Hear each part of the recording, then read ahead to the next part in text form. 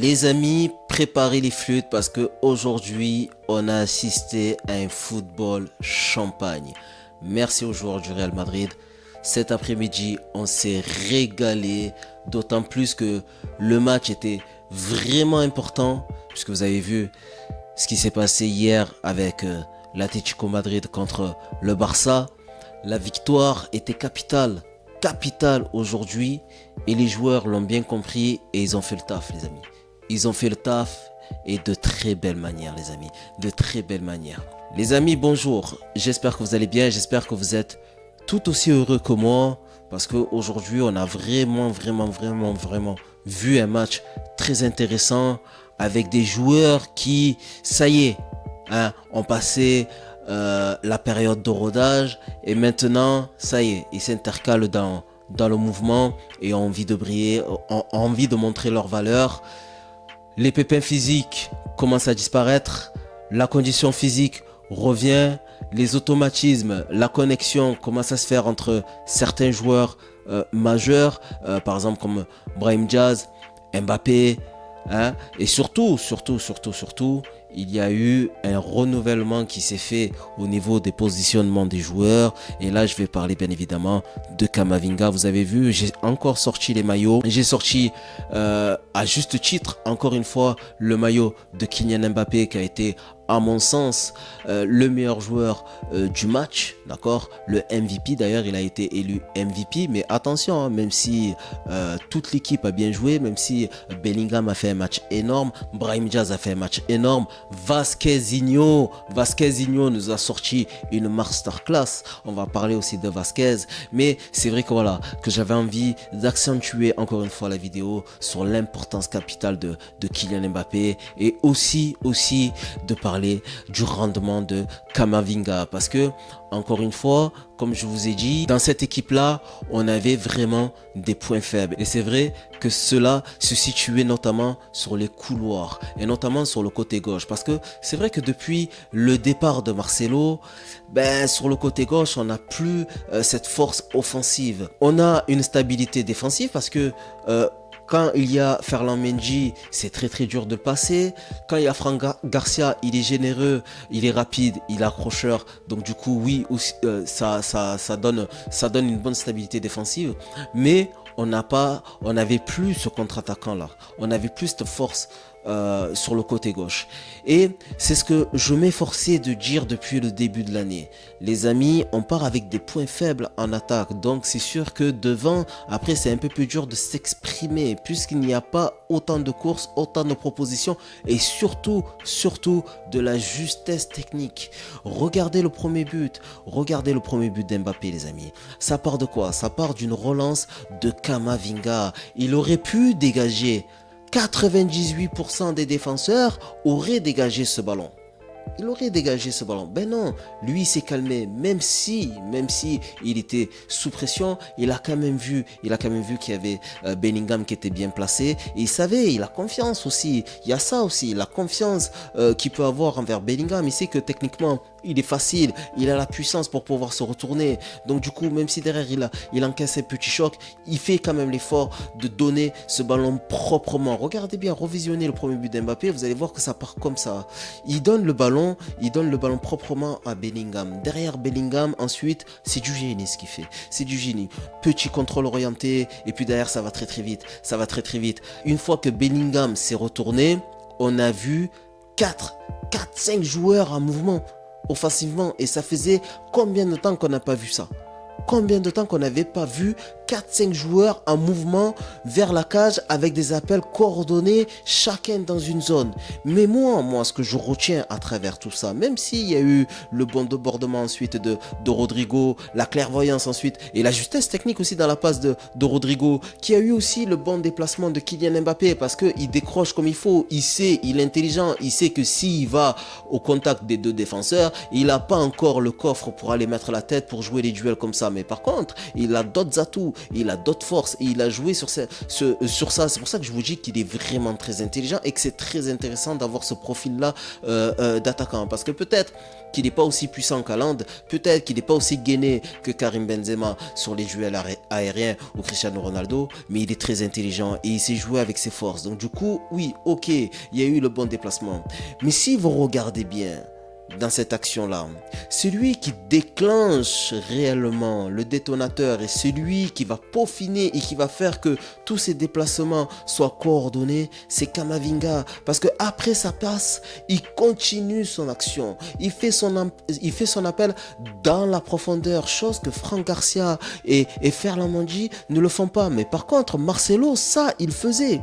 Je ne dis pas que Camavinga c'est le futur Marcelo, mais moi je l'ai toujours trouvé très intéressant sur le côté gauche parce qu'il apporte cette solution et il y va jusqu'au bout. Et derrière, si vous voyez à la fin de l'action, il se retrouve derrière, presque derrière les joueurs de Séville, tellement qu'il a continué son action. Et le fait d'avoir créé cette profondeur-là, eh ben, Mbappé a pu décrocher et a pu trouver cet espace-là. Donc, vous voyez les amis, quand je vous dis que les latéraux aujourd'hui c'est très important, les couloirs c'est très important aujourd'hui dans le football moderne et on peut pas se permettre, on peut pas malheureusement, même si on adore Franck Garcia parce que voilà on voit qu'il a fait, on voit que c'est un bon minou, il fait pas de vagues, il fait pas de sorties médiatiques ou quoi que ce soit, on sait qu'il s'entraîne comme un fou, mais il y a cette intelligence de jeu et cette aisance technique qui n'aura peut-être jamais face à un joueur comme Camavinga, Marcelo,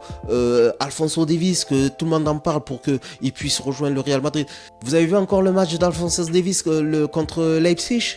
Il a été incroyable. Et d'ailleurs, même, il a même marqué. Et pourtant, il joue le même poste que Franck Garcia. Il joue le même poste aussi que Ferland Mendy. Mais c'est pas tout, les amis. Camavinga, il a été aussi très très bon en défense. Défensivement, il a été bon. Même s'il y a eu ce petit truc avec le but d'Isaac, le but du FC Séville. Même si, voilà, il y a eu, ils se sont un peu télescopés, les deux joueurs du Real Madrid. Mais bon, moi, je pense que c'est plutôt Rudiger qui avait rien à faire sur ce côté-là et qu'il aurait dû plutôt se préoccuper de sa défense centrale au lieu de venir au contact de Camavinga. Cependant, les amis, à part cette petite broutille-là, je dis cette petite broutille-là parce qu'on gagnait 3-0. S'il me l'avait fait à 0-0, là, voilà, je l'aurais un peu mal pris. Mais à 3-0, bon, ça va, ça passe. Mais, ou sinon, Luke Bacchio qui est un excellent joueur, un excellent dribbleur, il a mis 8 buts déjà en Liga, 7 dans le jeu, un penalty. Vous voyez, c'était quand même un sacré client, il est rapide, il est technique, il a droit devant le but, il a marqué contre nous. Bon, vous voyez quand même que c'est un sacré client, c'est un peu du même style que Lamine Yamal. Bon, à moins fort, c'est pas Lamine Yamal, mais ça reste quand même un joueur vraiment très dangereux quand il est dans un bon jour. Avec Camavinga, les gars, il faut dire le terme, il a éteint, même si Luke Bacchio il a marqué, même s'il a marqué, mais sinon il n'a pas été stratosphérique. Donc du coup on peut dire que Camavinga défensivement il a été bon. Maintenant les amis, c'est vrai, voilà, je vous ai mis le maillot de Kylian Mbappé, je vous ai dit on va en parler de Kylian Mbappé, je vous ai parlé de Camavinga, je voulais quand même aussi rester dans les couloirs et parler du match de Vasquezinho les amis. Est-ce qu'on en parle du match de Vasquezinho? Qu'est-ce qu'il nous a fait aujourd'hui? Qu'est-ce qu'il nous a sorti aujourd'hui? Ce qui est bien avec ce soldat, c'est que de temps en temps, dans les moments vraiment cruciaux, il va te sortir une masterclass. Vous avez vu, je vous ai dit, souvent je vous disais, sauvez le soldat Vasquez.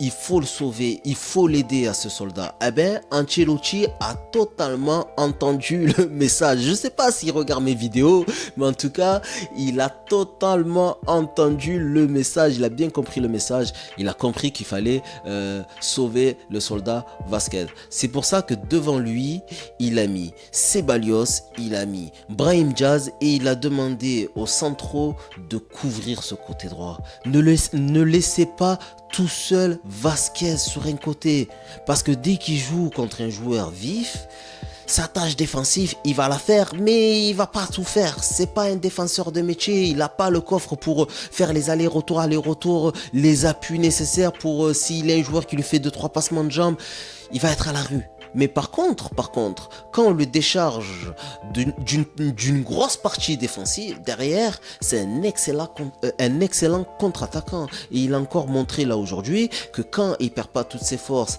à aller défendre sur un joueur hyper vif, eh ben derrière, il peut apporter offensivement. Aujourd'hui, il m'a fait plaisir. Aujourd'hui, il a porté le brassard comme un chef. Franchement, aujourd'hui, j'ai rien à dire sur Vasquez. Au contraire, j'ai envie de lui dire, la seule chose que j'ai envie de lui dire, c'est bravo et merci pour ton match.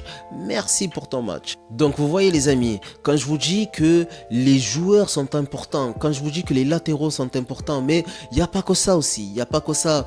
Quand on regarde la composition d'équipe, on peut voir que les 4 attaquants, oui je dis bien les 4 attaquants ont joué à leur poste et ils ont fait leur taf à leur poste. Un joueur comme Bellingham aujourd'hui, il a été très bon parce que il s'est retrouvé dans des zones où on l'attend. Par exemple, sur le troisième but de Rodrigo, c'est lui qui va décaler. Bon, bien sûr, il profite des appels aussi de Kylian Mbappé. Les gars, on va en parler, vous inquiétez pas, on va en parler. Mais à travers tous les appels qu'il y a eu, tous les déplacements qu'il y a eu, il fait le bon choix de passe. Voilà, il fait le bon choix de passe vers Vasquez. Et puis derrière Vasquez, il a la lucidité ensuite de faire un bon centre en retrait. Voilà, il y a eu des appels aussi qui lui ont été aussi profitables. Il donne un bon ballon à Rodrigo. Et puis derrière Rodrigo, c'est chirurgical parce que il n'est pas évident à mettre le but de Rodrigo. C'est vraiment chirurgical. Et vous voyez, là, on a vu des joueurs qui étaient à leur poste, des joueurs qui sont censés être à vocation offensive, remplir leur tâche. Rodrigo, c'est sa tâche à lui de venir dans la surface de réparation, même s'il joue sur le côté gauche, c'est à lui de venir couper la trajectoire dans la surface de réparation et de donner une autre proposition, une autre solution que Kylian Mbappé seul face à 2 défenseurs centraux. Sinon, c'est trop impossible pour le centreur. Là, Vasquez, il a eu le choix. Les décalages ont été bien faits. Il y a eu le bon timing.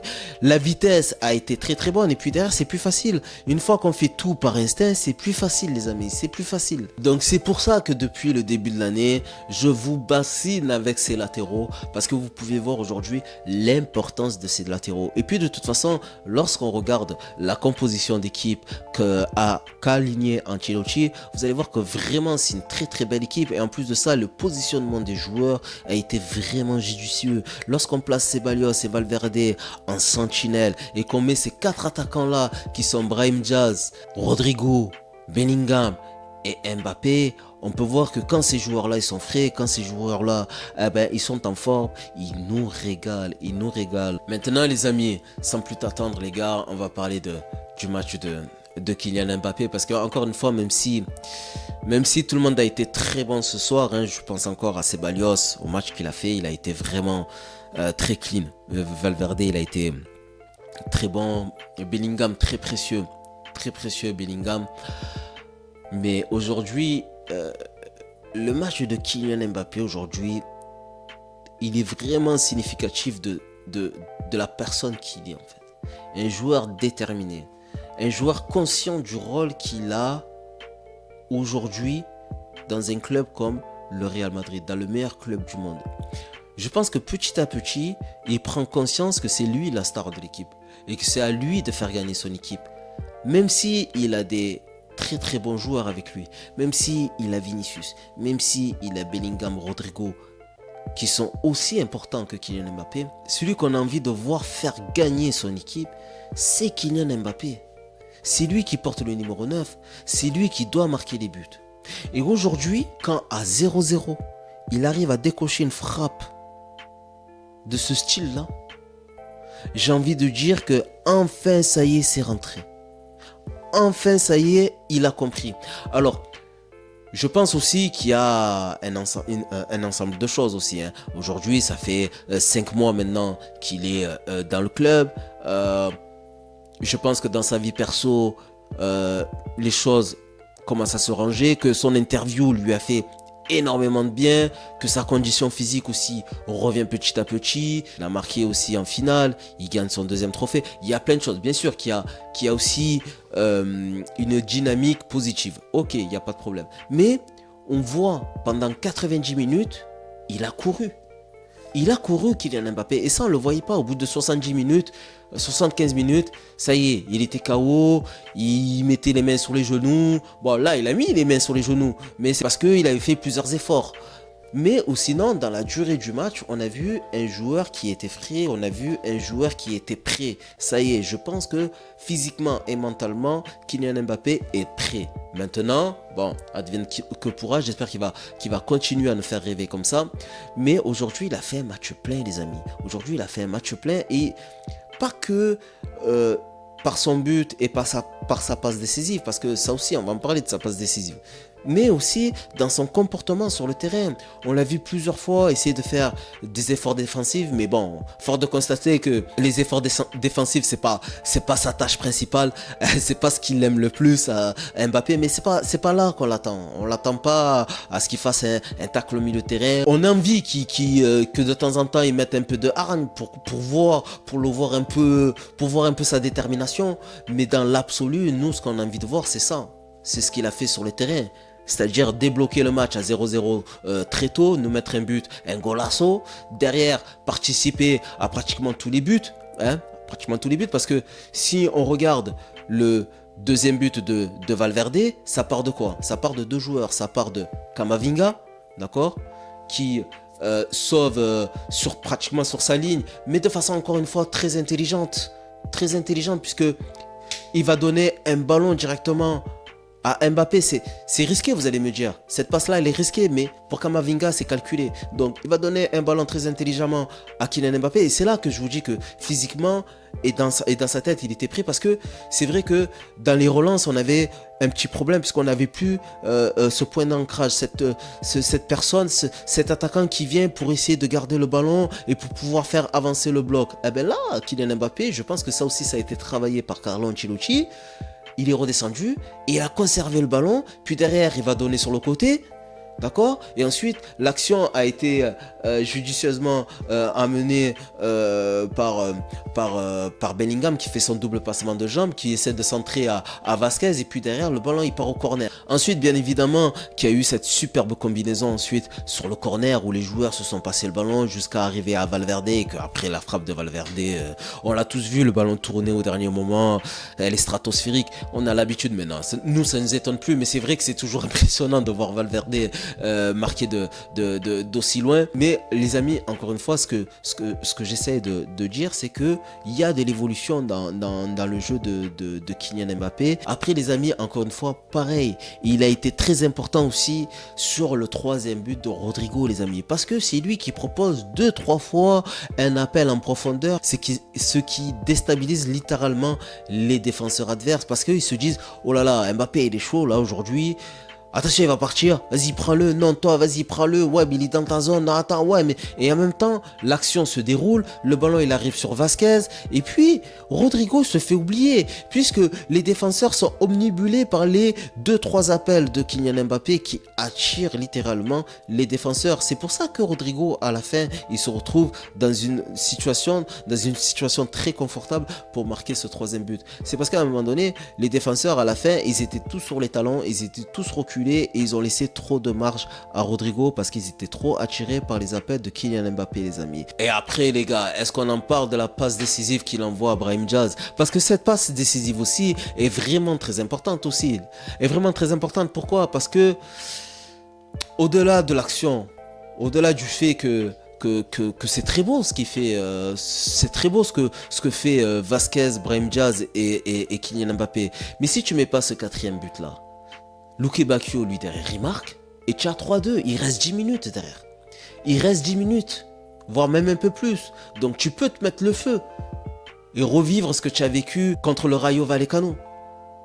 Derrière, tu te donnes une marge. 4-1. Tu te donnes une marge. Mais on va parler quand même. On va en parler de cette passe décisive. Parce que on voit encore une fois Kylian Mbappé qui est à l'origine. Puisqu'il récupère le ballon encore une fois aux abords de la surface. Et conserve bien la balle. Et derrière, il a la clairvoyance. Il sait, il analyse le jeu. Il voit ses coéquipiers. Il fait encore le bon choix. Et c'est là où il est fort. Il est très intelligent, Kylian Mbappé, dans les jeux de passe. Il est vraiment très intelligent. Et il a toujours été... Donc là, encore une fois, il y a énormément de mouvements autour de lui. Donc du coup, il a du choix. Et du coup, il donne le bon ballon à Vasquez. Vasquez derrière, il temporise bien le ballon. Il attend les décalages et puis il revoit encore Mbappé. Mbappé est bien servi. Derrière, il y a l'excellent déplacement de Brahim Diaz. Et puis voilà, la passe a une touche de balle, les gars. La passe a une touche de balle. Je veux dire, si tu n'as pas une excellente qualité technique, parce que la passe, c'est un geste technique très difficile dans ce genre de situation-là. Si tu n'es pas excellent dans ce genre d'exercice-là, tu peux ou louper ta cible, ou rater le ballon, ou alors l'envoyer trop fort. Là, non, c'est vraiment bien claqué, bien dosé, d'accord? Et là, c'est là qu'on voit aussi qu'il y a une petite connexion quand même entre Brahim Diaz et Kylian Mbappé. On sent que même en dehors du foot, même en dehors des stades, on sent que ces deux joueurs-là s'apprécient énormément. Parce que, comme l'a fait Kamavinga sur le premier but à Bellingham, il y a cette confiance aussi. Il y a cette confiance de se dire, tiens, paf, une petite passe claquée pour toi. Je sais que tu vas faire le bon contrôle. Je sais que tu vas te mettre le ballon dans des bonnes conditions et que tu vas faire comme tu fais à l'entraînement. Tu vas encore me la mettre en pleine lucarne. C'est ce qui s'est passé. C'est ce qui s'est passé. Donc, qu'est-ce qu'on peut retenir aujourd'hui du match de Kylian Mbappé? On peut retenir aujourd'hui, encore une fois, qu'il débloque le match. On peut retenir aujourd'hui, encore une fois, qu'il est à l'origine de pratiquement tous les buts. D'accord? Et qu'il s'est fait plaisir. Il s'est fait plaisir sur le terrain. Il s'est fait plaisir même en fin de match.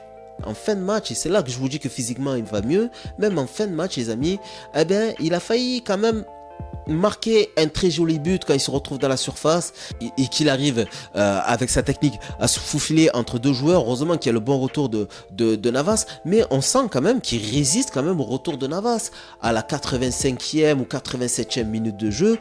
Bon, ça va quand même. On sent quand même un joueur qui est de plus en plus en forme. Même s'il faut l'avouer, aujourd'hui, Kylian Mbappé a été aidé par toute l'équipe.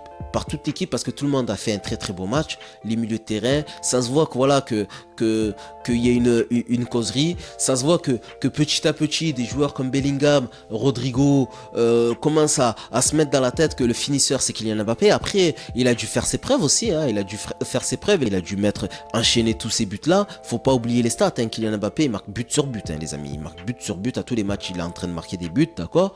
Mais le fait voilà d'être celui qui débloque souvent à 0-0, eh bien ça envoie un message dans le subconscient de ses coéquipiers qui se disent bon, allez, Kylian, débloque-nous le jeu, tiens, on te donne le ballon. Tiens, ah, je t'ai vu, allez, vas-y, hop, je t'envoie le ballon par-dessus. Ça y est, je commence à comprendre un peu tes mouvements. Ah oui, d'accord, ok, si je te la mets là, je sais que tu vas y aller. Ah, c'est vrai, tu la préfères plutôt dans les pieds pour pouvoir frapper de loin. Alors attends, 2 secondes, je vais fixer, hop, je vais te la donner. Ça y est, petit à petit, les joueurs commencent à se mettre dans la tête que voilà, que leur buteur, leur premier buteur, c'est Kylian Mbappé. Et ça, les amis, c'est très encourageant. Parce qu'une fois que tout le monde aura pris conscience que Kylian Mbappé, eh ben, c'est un redoutable buteur et qu'il est là pour être la star, entre guillemets, pour être l'affiche, le joueur à l'affiche du Real Madrid. Je mets des guillemets parce que quand on voit les joueurs qu'on a dans notre effectif, quand on voit le 11 de départ, Bellingham, Vinicius, Rodrigo,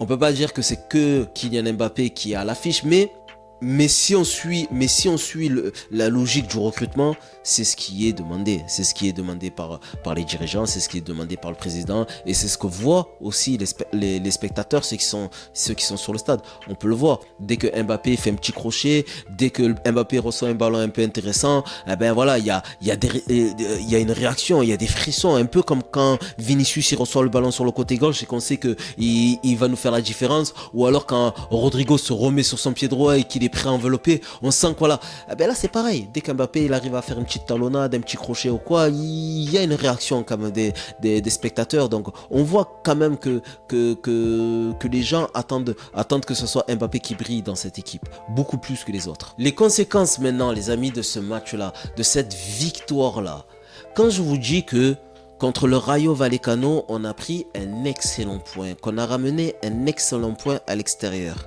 Regardez le classement aujourd'hui. Le Barça est 3e. Le Real Madrid est 2e. L'Atlético Madrid est 1er.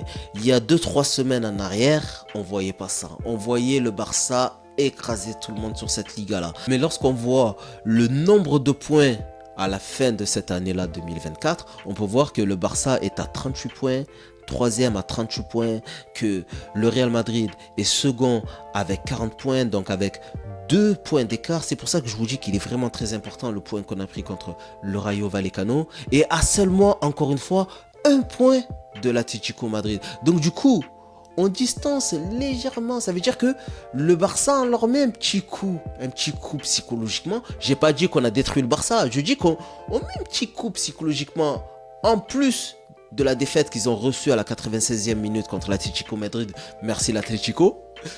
Mais on met une bonne pression aussi à l'Atlético de Madrid avec ce petit point d'écart. Et surtout les amis, surtout, c'est que le 3 janvier, on a notre match en plus à jouer contre Valence. Alors bien sûr, le match il n'est pas joué. Alors bien sûr que les joueurs vont devoir gagner ce match pour être leader. Mais on peut commencer l'année en prenant la première place. Et ça, c'est vraiment très intéressant d'avoir son destin entre les pieds. Parce que si derrière, tu gagnes Valence, t'es leader, c'est à eux en bas de venir te chercher. C'est plus à toi d'aller chercher les points. C'est à eux de venir te chercher. Et c'est là que ça va devenir très intéressant. Maintenant, rien n'est fait. Attention, je mets toujours des réserves parce qu'on ne sait jamais. C'est vrai qu'on est sur une bonne spirale, une spirale positive. Moi, j'ai toujours dit que le match nul contre le Rayo Vallecano, c'était quelque chose de positif. Derrière, tu vas gagner une finale des Coupes du Monde des clubs. Là, aujourd'hui, tu fais un match exceptionnel contre le FC Séville. Tu marques 4 buts. Tu as des joueurs qui t'ont fait plaisir. Tu as fait un excellent match.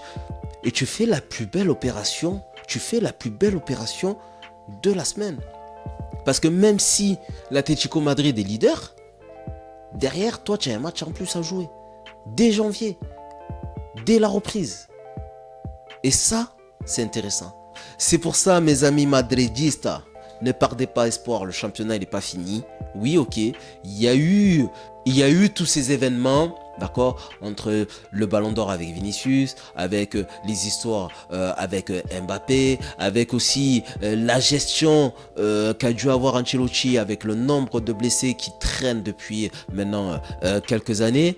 Mais petit à petit, voilà, la famille reste soudée, les joueurs sont mieux mentalement et physiquement. Et puis voilà, et puis on continue d'intégrer des joueurs très importants dans cette équipe-là et qui nous font progresser petit à petit. Petit à petit, les amis, petit à petit. Tout ce qu'il faut, c'est être serein, garder notre sérénité, d'accord? Et essayer de, lorsque ça va pas, d'analyser les choses, d'accord, de soulever les points négatifs par exemple et de les gommer à l'entraînement pour revenir encore plus fort. Voilà, c'est exactement ce qu'ils sont en train de faire les hommes de Carlo Ancelotti, et ça, c'est un comportement que j'apprécie. Voilà les amis, c'est tout pour ce débrief. N'hésitez pas à me dire ce que vous en pensez en commentaire, si vous êtes aussi d'accord avec moi sur le fait que le Real Madrid aujourd'hui est en position de force pour pouvoir aller loin dans cette Liga-là.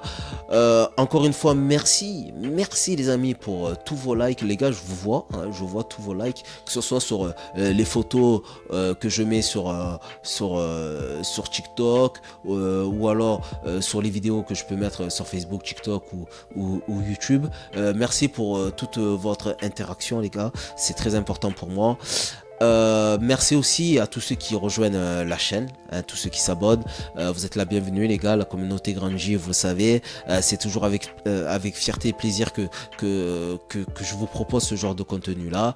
N'hésitez pas aussi à me dire en commentaire aussi hein, si vous avez des suggestions sur les vidéos, si vous voulez que je fasse d'autres contenus, hein, que je vous parle d'un joueur en particulier ou d'une situation en particulier ou de l'actualité en particulier. Exprimez-vous les amis, c'est très important.